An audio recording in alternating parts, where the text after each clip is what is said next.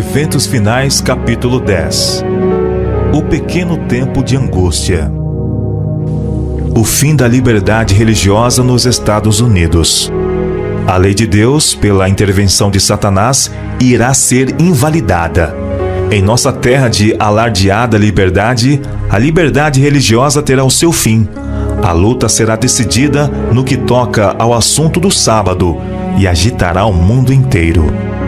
Uma grande crise aguarda o povo de Deus. Muito em breve, nossa nação procurará impor a todos a observância do primeiro dia da semana como dia sagrado. Ao fazer isso, eles não hesitarão em compelir os homens contra a voz de sua própria consciência a observarem o dia que a nação declara ser o sábado. Os adventistas do sétimo dia travarão a batalha pelo sábado do sétimo dia. As autoridades nos Estados Unidos e em outros países se levantarão em seu orgulho e poder e farão leis para restringir a liberdade religiosa. Os protestantes dos Estados Unidos serão os primeiros a estender as mãos, através da voragem, para apanhar a mão do espiritismo. Estender-se-ão por sobre o abismo, para dar mãos ao poder romano. E sob a influência desta tríplice união, este país seguirá as pegadas de Roma, conculcando os direitos da consciência. A Igreja e o Estado se opõem ao povo de Deus. Todos quantos não se curvarem ao decreto dos concílios nacionais e obedecerem às leis nacionais para exaltar o sábado, instituído pelo homem do pecado, para menosprezar o santo dia de Deus, sentirão não somente o poder opressivo do papado, mas do mundo protestante, a imagem da besta. As organizações religiosas que recusam ouvir as mensagens de advertência da parte de Deus estarão sob forte engano e se unirão com o poder civil para perseguir os santos. As igrejas protestantes se unirão com o poder papal para perseguir o povo de Deus que guarda os mandamentos. Esse poder, semelhante a um cordeiro, se une com o dragão para pelejar contra os que guardam os mandamentos de Deus e têm o testemunho de Jesus Cristo. A Igreja apelará para o braço forte do poder civil e, nesta obra, unir-se-ão romanistas e protestantes. Perante os tribunais. Os que viverem durante os últimos dias da história terrestre saberão o que significa ser perseguido por causa da verdade. Nos tribunais prevalecerá a injustiça. Os juízes recusarão ouvir as razões dos que são leais aos mandamentos de Deus, porque sabem que os argumentos em favor do quarto mandamento são irrefutáveis. Eles dirão: temos uma lei, e de conformidade com a nossa lei, ele deve morrer. A lei de Deus não é nada para eles. Nossa lei lhes é suprema. Os que respeitam essa lei humana serão favorecidos, mas não serão concedidos favores aos que não se submetem ao falso sábado. Se formos levados aos tribunais, devemos abrir mão de nossos direitos, a menos que isso nos ponha em conflito com Deus. Não estamos pleiteando os nossos direitos, mas o direito de Deus ao nosso serviço. Os adventistas serão tratados com desprezo. O mesmo espírito despótico que noutras eras tramou contra os fiéis há de tentar extirpar da face da terra os que temem a Deus e obedecem à sua lei. A riqueza, o gênio e a educação hão de aliar-se a fim de cobri-los de ignominia. Magistrados perseguidores, ministros e membros de igreja hão de conspirar com eles. De viva voz e com a pena, com ameaça, escárnio e zombaria, hão de tentar derrotar sua fé. Tempo virá em que, por defendermos a verdade bíblica, seremos considerados traidores. Os que honram o sábado bíblico serão denunciados como inimigos da lei e da ordem, como que a derribar as restrições morais da sociedade, causando anarquia e corrupção e atraindo juízos de Deus sobre a terra. Declarar-se-á que seus conscienciosos escrúpulos são teimosia, obstinação e desdém à autoridade. Serão acusados de deslealdade para com o governo. Todo o que nesse dia mau se dispuser a servir a Deus com destemor, segundo os ditames de sua consciência, necessitará de coragem, firmeza e do conhecimento de Deus e sua palavra. Pois os que forem fiéis a Deus serão perseguidos, seus motivos impugnados, desvirtuados seus melhores esforços e seus nomes repudiados como um mal. Perseguições de todo tipo. As perseguições dos protestantes pelo romanismo, por cujo intermédio a religião de Jesus Cristo quase foi aniquilada, serão mais que igualadas quando o protestantismo e o papado se unirem. Satanás tem milhares de meios de agressão disfarçados, que serão usados contra o leal povo de Deus, que guarda os mandamentos, para compeli-los a violentar a consciência. Não precisamos surpreender-nos com coisa alguma que ocorra agora. Não precisamos maravilhar-nos de nenhuma manifestação de horror. Os que espezinham a lei de Deus com pés profanos têm o mesmo espírito dos homens que insultaram e traíram a Jesus. Sem qualquer remorso, eles farão as obras de seu pai, o diabo. Os que desejam avivar a memória e ser instruídos na verdade precisam estudar a história da igreja primitiva durante e imediatamente após o dia de Pentecostes.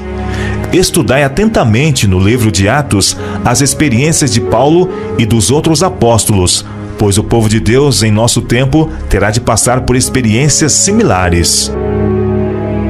Privados de todo apoio terreno.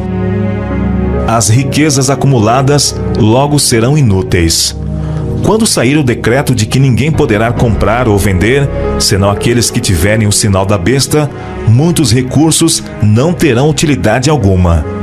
Deus requer que façamos agora tudo o que estiver ao nosso alcance para transmitir a advertência ao mundo. Tempo virá em que de modo algum poderemos vender. Logo sairá o decreto proibindo os homens de comprar ou vender a qualquer pessoa, senão aos que tenham o sinal da besta. Estivemos perto de ver isto realizar-se na Califórnia, há pouco tempo atrás, mas foi apenas a ameaça do sopro dos 4 ventos. Até agora, eles têm sido contidos pelos 4 anjos. Não estamos bem preparados.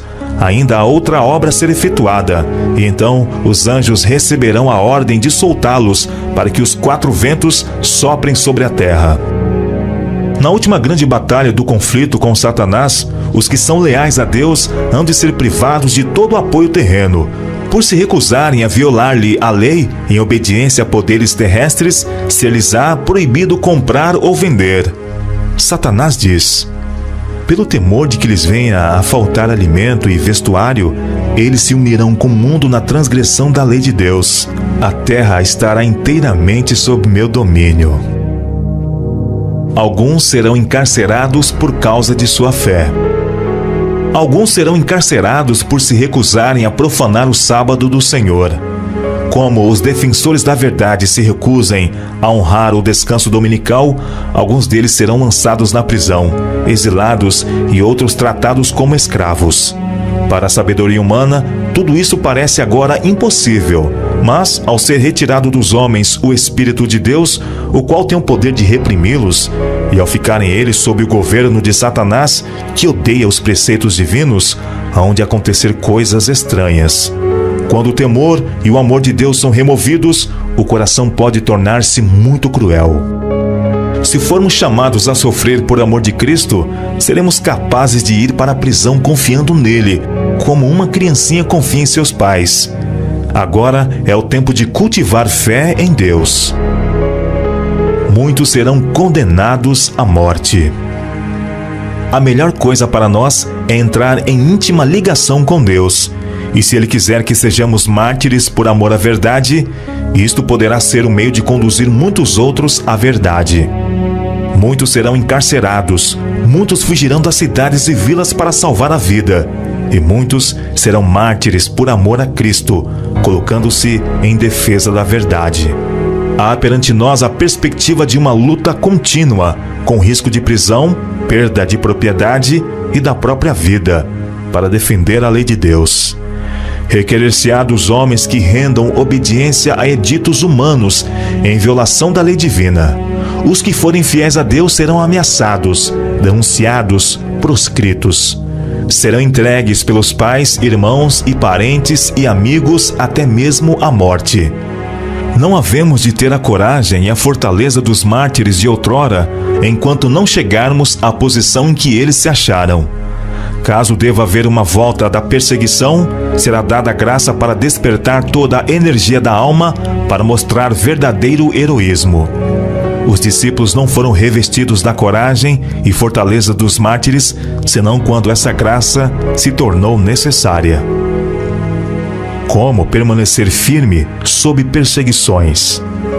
Notaremos que precisamos desprender-nos de todas as mãos, exceto a mão de Jesus Cristo. Amigos mostrar-se-ão alivosos e nos trairão. Parentes, enganados pelo inimigo, julgarão prestar serviço a Deus, opondo-se a nós e envidando o máximo esforço para colocar-nos em situações difíceis, esperando que neguemos a nossa fé. Em meio, porém, das trevas e do perigo, podemos depositar nossa mão na mão de Cristo. A única maneira pela qual os homens poderão permanecer firmes no conflito é estar arraigados e firmados em Cristo. Eles precisam receber a verdade como é em Jesus, e somente quando é apresentado desta maneira pode a verdade suprir as necessidades da alma. A pregação de Cristo crucificado, Cristo, justiça nossa, é o que sacia a fome da alma. Quando firmamos o interesse das pessoas nesta grande verdade central, fé, esperança e coragem advêm ao coração. Por causa de sua fé, muitos serão privados de um lar e herança neste mundo. Mas, se entregarem o coração a Cristo, recebendo a mensagem de sua graça e confiando no seu substituto e fiador, o Filho de Deus, ainda poderão encher-se de alegria. A perseguição espalha o povo de Deus. Em vários lugares, ao ser incitada a hostilidade contra os que observam o sábado do Senhor, talvez se torne necessário que o povo de Deus se mude desses lugares para outros em que não sejam combatidos tão acerbamente. Deus não requer que seus filhos permaneçam onde, pela atitude de homens ímpios, sua influência perca o efeito e sua vida seja exposta ao perigo. Quando a liberdade e a vida correm perigo, não é meramente nosso privilégio, mas nosso claro dever ir a lugares em que as pessoas estejam dispostas a ouvir a palavra da vida e onde as oportunidades para pregar a palavra sejam mais favoráveis. Logo chegará o tempo em que o povo de Deus, por causa da perseguição, será espalhado em muitos países. Os que receberam uma educação equilibrada sair-se-ão bem onde quer que estiverem. A perseguição conduz à unidade entre o povo de Deus. Quando a tempestade da perseguição realmente desabar sobre nós, as verdadeiras ovelhas ouvirão a voz do verdadeiro pastor. Abnegados esforços serão envidados para salvar os perdidos, e muitos que vaguearam longe do aprisco retornarão para seguir o grande pastor. O povo de Deus se coligará e apresentará ao inimigo uma frente unida. Em vista do perigo comum, cessará a luta pela supremacia, e não haverá disputa sobre quem será considerado maior. A crise torna mais evidente a interferência de Deus. De vez em quando, o Senhor tem manifestado sua maneira de agir. Ele está atento ao que se passa na terra, e quando tem havido uma crise, tem se revelado e interposto para impedir a realização dos planos de Satanás. Muitas vezes tem permitido que questões concernentes às nações, a famílias e a indivíduos cheguem a uma crise para que a sua interferência se torne evidente. Então, ele tem deixado que se conheça o fato de que há um Deus em Israel que ampara e defende seu povo. Quando a oposição à lei de Jeová quase for universal, quando seu povo for oprimido e afligido pelos semelhantes, Deus intervirá. As fervorosas orações de seu povo serão atendidas, pois ele gosta que seu povo busque de todo o coração e confie nele como libertador. Durante algum tempo será permitido que os opressores triunfem sobre os que conhecem os santos mandamentos de Deus. Até o fim, Deus permite que Satanás revele seu caráter como mentiroso, acusador e assassino. Assim, o triunfo final de seu povo tornar-se-á mais acentuado, mais glorioso, mais cabal e completo. A aflição purifica o povo de Deus. Logo, há de haver perturbações por todo o mundo. Cumpre que cada qual procure conhecer a Deus. Não temos tempo para esperar. O amor de Deus à sua igreja é infinito. Incessante é seu cuidado de sua herança. Ele não permite que aflição humana alguma sobrevenha à igreja, senão unicamente a que é necessária para sua purificação, seu bem presente e eterno. Purificará sua igreja assim como purificou o templo no princípio e no fim de seu ministério na terra. Tudo o que ele traz sobre a igreja, em forma de provações e aflições, falo para que seu povo adquira mais profunda piedade e mais força para levar a todas as partes do mundo as vitórias da cruz.